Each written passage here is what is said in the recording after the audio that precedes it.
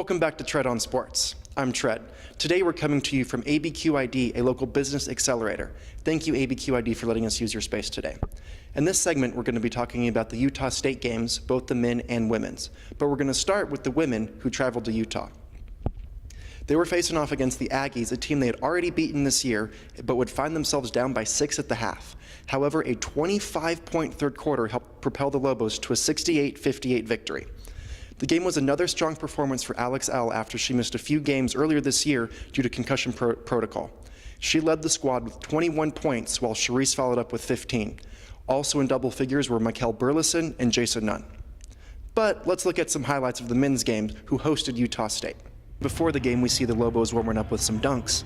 Back in my day, you weren't allowed to do that. That's a technical, as with that. Can't touch the rim before the game. I'm not sure when that rule changed, but I like it. Gives the fan a little bit more excitement to see before the game.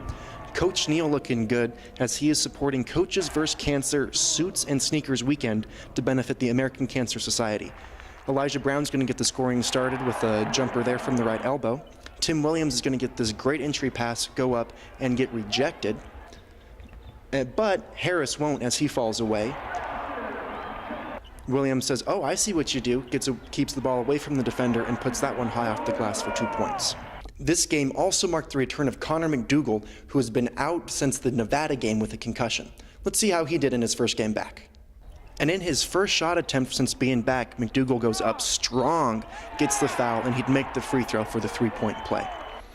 He will make a mistake here as Elijah Brown knocks down the jumper as McDougal plows over his defender. The basket does count, but he again gets the three-point opportunity late in the first half. At the half, the score was 32-29 Lobos. The leading scorer in that first half was Utah State's Kobe McEwen. 6 different Lobos made it into the scoring book, led by Tim Williams, who had 9. And to start the scoring in the second half, there's a beautiful inbounds play from the Lobos. Den Kuiper goes to the corner, Brown gets it, and then it's just a simple 2-man game where Kuiper hits the pull-up jumper. Utah State would answer with the McKeon three-pointer from the corner there, but Kuiper's going to keep the scoring going as he gets a nice acrobatic layup with his right hand, and then he's going to knock down another jumper, this time running all the way across the baseline to knock it down in the corner. Here we see Elijah knocking down a 3 from the left wing, and less than a minute later, Elijah is going to knock down another three-pointer.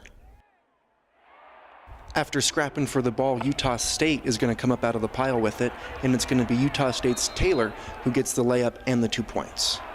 However, Elijah Brown keeps his strong streak going as he powers through the defender and gets the ball to drop.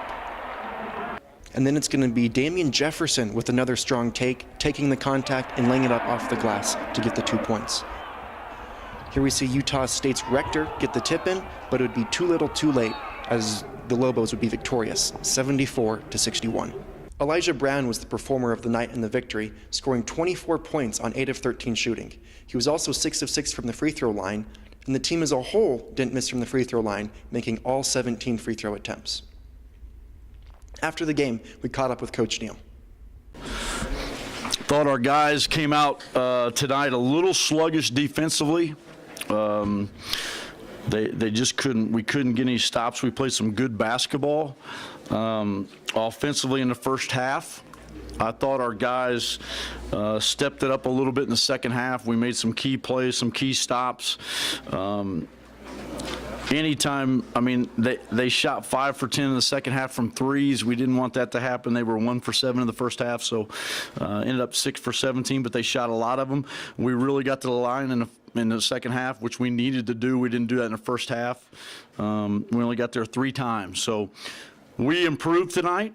We're continuing to take one step forward and really happy for the guys. I thought we got some key play. I thought Dane Kuiper was tremendous defensively. I thought he was outstanding on Jalen Moore, who I think is one of the better players in the league. I thought he was tremendous. I thought Dane played an all-around great game. He missed a couple threes, but played a terrific defensive game, and I got to give him a lot of credit. I thought we got good minutes from Jordan Hunter, made some free throws, had some assists, didn't turn the ball over, and Jalen played his usual self, but Joe continues to play well, and Damian Jefferson's he's a lightning rod for us offensively, and just really happy for our guys. With Jalen Harris getting off to a great start, Coach was asked how he managed the minutes between Harris and Hunter throughout the game. I didn't really play him late in the second half because Jordan Hunter was doing such a good job on McEwen. I mean, he was playing really good defense on Kobe. He was keeping him in front of him. Jalen played good, but it's just you kind of go with the hot hand. I thought Jordan was doing a great job handling the team. I thought Elijah got going, and Jordan was doing such a great job guarding Kobe that, Jalen kind of got jinced on some minutes there late. This game also featured Tim Williams getting a 4-minute break in the second half, which is one of the longest breaks I've seen Tim get all season. I asked Coach if how much of that had to do with the return of Connor McDougal, or if he was just managing minutes. I think it's because Connor was back, but we were able to play different lineups. But we got to watch his minutes. I got to watch. I'm concerned about his minutes, but. When he got his third foul, I wanted to get him out because I wanted to protect him for down the stretch, and then he was able to get some rest. When we come back, we're going to be having a change of venue. We're going back to the Preview Studios. So thank you again to ABQID for letting us use your offices this afternoon. And in the studio, we're going to have a sit-down conversation with former Lobo great Kendall Williams. Stay tuned to Tread on Sports.